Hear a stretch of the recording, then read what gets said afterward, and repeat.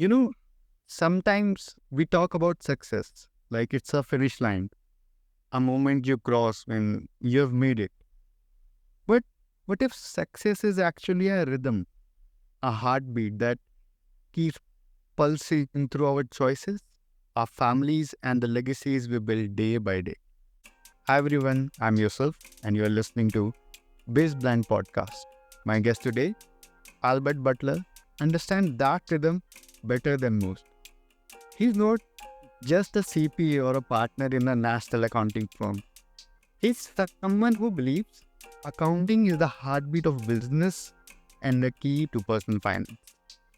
With a background rooted in discipline, purpose, and service, Albert has made it his mission to empower the next generation of leaders, families, and entrepreneurs to build something that lasts, not just in wealth, but in wisdom. So today, we are not talking about numbers or markets. We are talking about something much deeper. What it really takes to grow, to stay grounded, and to create a legacy that outlives us.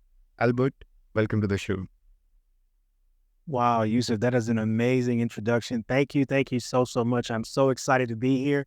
And I'm looking forward to a wonderful conversation. I have so many things I want to share with your audience, and so many stories I like to tell. So I am willing and able to be as transparent as possible. It's an honor to have you, Albert. Albert, you often said that if you follow the money, you'll find answers. I find it fascinating because it suggests me that money isn't just math, it's a meaning. Can you tell us more about it? Well, I look at all conflicts, losses, issues that we run into as the human race, that we use money as a tool for making transactions take place. But if you go through your history, money has been here since almost the beginning of time. But we also had the bartering system. So any issues that would normally come up, it would normally revert back to how the money made its way through the cycle. Any concerns or questions that come up normally turns into a pathway, and you just follow it. You'll find out that it might have been motivated by money. And if money is the motivator, sometimes the issues become greater than what they really should be. So I always tell people, if you have a concern, if you have a problem, follow the money. You actually might find the answer. That's a very impressive thought, I would say. Also, you built an incredible career, CPA, partner, and author, all while maintaining your core principles. But it gets me curious. How do you personally distinguish between purpose and ambition? Purpose. Well, let's start with purpose first. I think identifying your actual purpose is layered into what your upbringing and rearing surrounded you with. My purpose is my family. I'm a big believer in family. Family is so coveted and so important to me, which is why I wrote the book, because it's all the information that's been passed on to me from my parents, my grandparents, my great grandparents, aunts, uncles, friends, relatives across the board, that I felt like I had to put the information on paper because I didn't want to forget it. And I wanted to make sure I could share it. And I was always concerned, what if something was to happen to me? I have 4 children. And if I could not have an opportunity to share all the wisdom, all those trials, all the tribulations, all those things with my children, I would be just devastated. And it'd be the ultimate regret. So purpose, my purpose is my family. Success is all built into that. I told my wife many years ago that my job is just a job. My career is my family. So in every instance of that, I'm doing what I have to do to make sure that my family is able to leverage off my shoulders like I've leveraged off my parents' shoulders and be able to take it to the next generation. So I always think that's very important. As a family, as a man, as your own responsibility, as your right to be a protector and a provider, having the information to share and making it your purpose will always generate your success. So a career, hey, is the family. A job, it's just what I do. And what about the ambition part? Overall ambition is for the overall growth of the family. And everybody's role is kind of layered into that. It keeps me going. It keeps me motivated. It keeps me excited that I have a divine purpose to be that person for my family. And that's my ambition. That's my growth factor. That's going to lead to the next success, the next success, the next success. I really don't think that motivation can do it. Sometimes you got to have discipline. You got to, well, not even sometimes, all the time. Discipline backed with consistency will fortify your ambition to make sure that you can grow to the next level.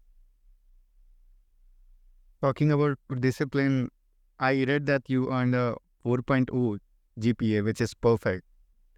Right. And how do you personally handle that precision that accounting demands while also being creative and follow your intuition when making big decisions? Well, I'll tell you that I have a mantra that says training, practice, work. Training is when you are on your one-on-one where you're actually working on what your discipline really is and you want to dive into it. It's your own personal ambition, like we just mentioned, that you're putting in by yourself. The practice is when you actually leave out from being alone and go with others. And you actually pair with maybe a master or a mentor or an instructor. And you're able to ask those questions that you couldn't get answered when you was doing your training. And that will fortify your overall learning. And then the work part. The work part is fun. If you trained and you practice, when it's time to go to work or when it's time to play the game, when it's time to be called upon, you're fully prepared to go. So training, practice, work is my mantra. And it's one of those things that has helped me champion all the efforts that I've wanted to have, and at the same time be creative and be able to bring all these things together, from going to school and getting good grades, training, practice, work, from being able to write a book, training, practice, work. It's all comes back to the same mantra. And if you stay consistent, you'll achieve your goals. That's a very nuanced take, I would say, because for many people, in fact, me, when I was growing up, discipline was more like a cage, not a foundation that you've just mentioned. It's a foundation when, if built upon rightly, it'll help you make the blocks better. That's exactly right. It can be, but when you open the cage up and make it your foundation for being, wow, it flips the script almost when you say, hey, you know what? Let's take for fitness, for example. If I decide I want to go and get strong muscles and be fast and strong, I'm going to go ahead. I'm going to get every day. I'm going to be disciplined. I'm going to get up, put my shoes on. I'm going to go for that run. Nothing's going to stop me because that's my own personal commitment to myself. And do you really want to let yourself down? That's my question. Do you really want to let yourself down? I don't want to let myself down. I'm a big believer in everything I do today is for my future self. I don't want to let my future self down. And I don't want to disappoint my past self because my past self had those same ambitions too. So for me to do something today, not to follow through for my future self and not to give honor to my past self is disrespectful. And I don't want to disrespect myself. That's I like how people scripted. Oh, change the script from keys to the foundation when they need it. What mindset shift you are seeing in them? How younger professionals define success as compared to your generation or previous generations? That's an amazing question, Yusuf. I think the generational shift is layered in all of the additional information that's available that I didn't have when I was coming up. I think too that shift is driven by access. But the question comes back to, what are you going to do with the access? It concerns me, I'll be very transparent, that information overload becomes a space of not being able to discern what's right and what's wrong. And because not having that previous generation to give true guidance, to lay out a pathway, to write down their legacy, it creates the opportunity for not being able to make those good decisions for yourself. So just because you have the information doesn't always mean you know what to do with it. And it still takes you to lean up on that previous generation to actually give you the guidance, to give you the blueprint, to give you the pathway, to give you the example for the right path to take. I was recently reading a study that mentioned that most of Gen Zs and Gen Alpha are, instead of asking their parents, their elders or siblings, they just Google it. And obviously, Google can have most of your answers, but it does not have that empathy that you want. For example, if my friend is crying, Google may tell me to talk to him or listen to him. But Google might not tell me how to embrace him or her or them so that they can feel. I think that's the take you are saying, that they might have the information, but they don't know how to use it. Did I get it right? Exactly right. No, that's perfect. That is perfect. That's exactly right. Not having that empathy, not having an example, not having a personal touch is something that we all need as a human being, just to be able to have that pack that you can lean upon. Do you think this new generation has a new definition that prioritizes flexibility and fulfillment? And will these things make business more human, or does it risk losing some of that humanness? Interesting way that you position that question. I'm gonna turn it around and a little bit for you. Business and humanity are the same thing. We need business. We need commerce. It's a part of the necessities of life. So having a generation to shift and think about just having a job, or having a generation to shift to think about having a career and having an entrepreneurial spirit, I think that's where the clash comes in at. Because if you're looking for flexibility in what? Because you just want to go out to go have fun, you want to go out to go and chill, you want to go and just do whatever, as compared to building something. Do you want to build something? Do you want to build something greater than what you were before? Do you want to be a part of something that's greater than what you did than yourself? Those are personal questions that you have to ask yourself. And I think what you're really going to see is that there will be a separation, because some that will want to have that will separate themselves to do it, while some that want to have fun and the quote unquote flexibility will not. It's all about what you prioritize for your own personal development and your own personal growth. So I'm a big Stephen Covey fan. Stephen Covey wrote The 7 Habits of Highly Effective People, and one of his habits is begin with the end in mind. And if you begin your journey with where you're trying to go, and you're working your way through that, it helps you make those decisions of, am I looking for flexibility to go do other stuff, or am I doing the stuff I want to do to grow for my divine purpose? And I think that's the question that the next generations have to be able to ask for themselves. That's very deep and very hard to digest upon. I will need to think on it a lot more. Right. Moving ahead, you talk about legacy, building block by block. And legacy does sound like it is something that we have to build. But some might argue that if you are running for legacy, you are also letting go of peace. What would you have to say to that?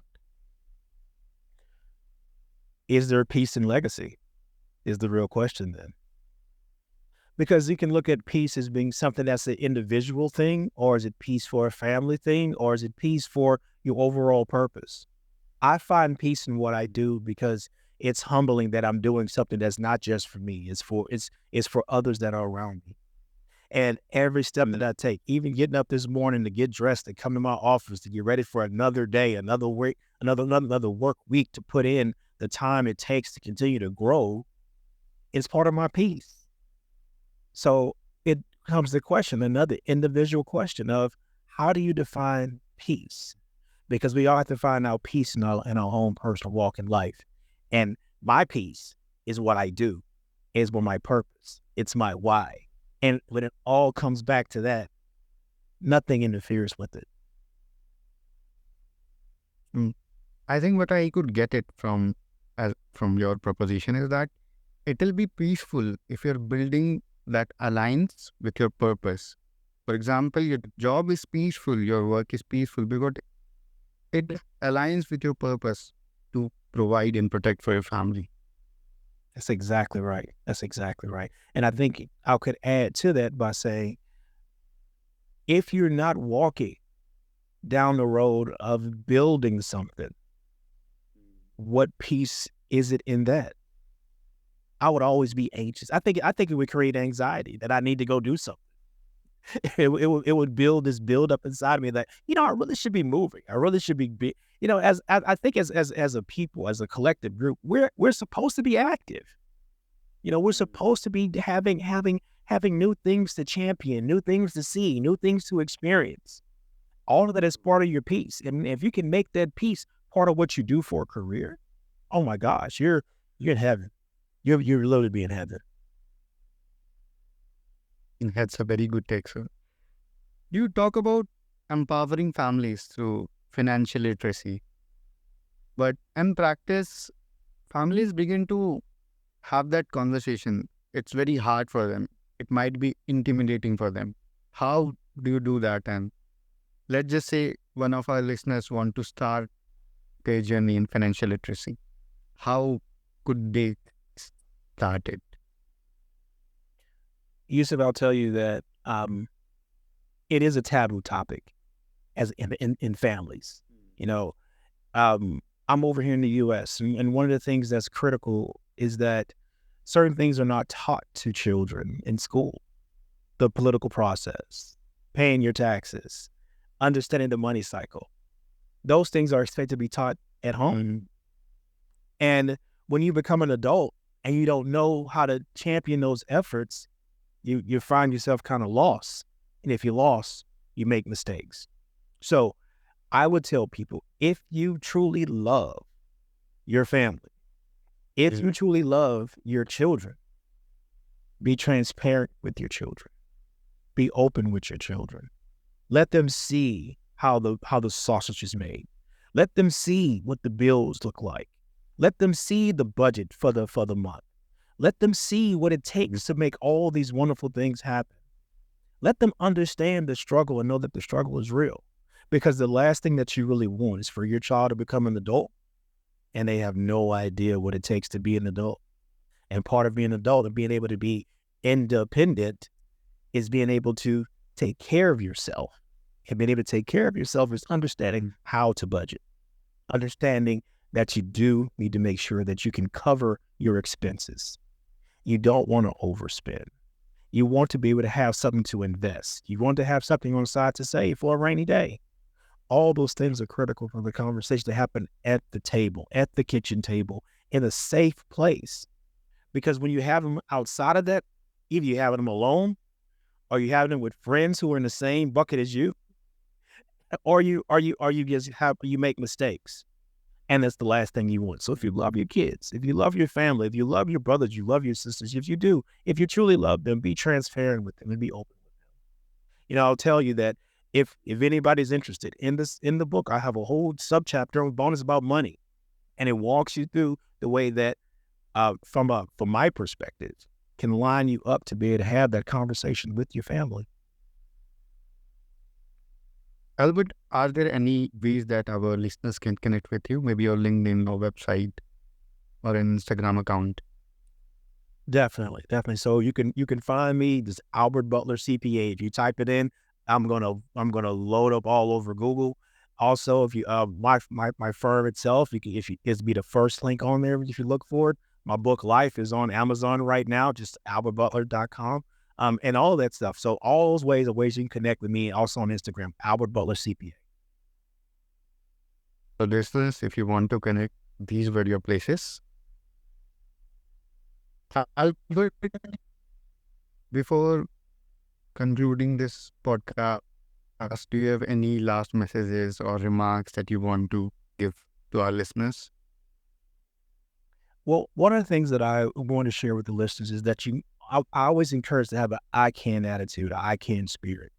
One of my mantras that I include is I can because I will. And I can because I will was birthed out of a conversation with my father. One day he told me that, hey, son, I can't do that. And it devastated me when he said it. And it made me feel inside that I always can if my will says that I can. So I want your listeners to know that if you have it in your heart, if you want to know but that you really want to do something, always say that you can. Because if you say that you can, you're telling yourself the truth. But if you say yourself that you can't, you're also telling yourself the truth. It's all about what you say. What you think, what you say turns into what you do. Hope everybody can really appreciate that and use it for their own personal growth.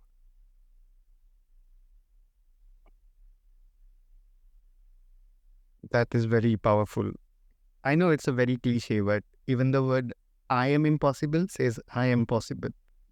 So yes, you're very right in that. That's exactly right.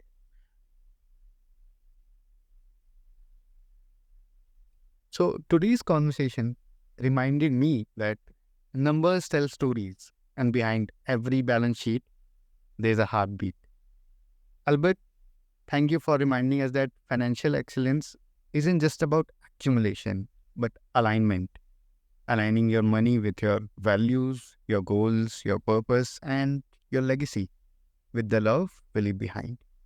To our listeners, take a moment this week to follow the money, not to chase it, but to understand what it is saying about your time, your energy, and your priorities. Because maybe that's where the answers have been all along. Until next time, keep blending purpose with progress. This was BizBlend with Yusuf.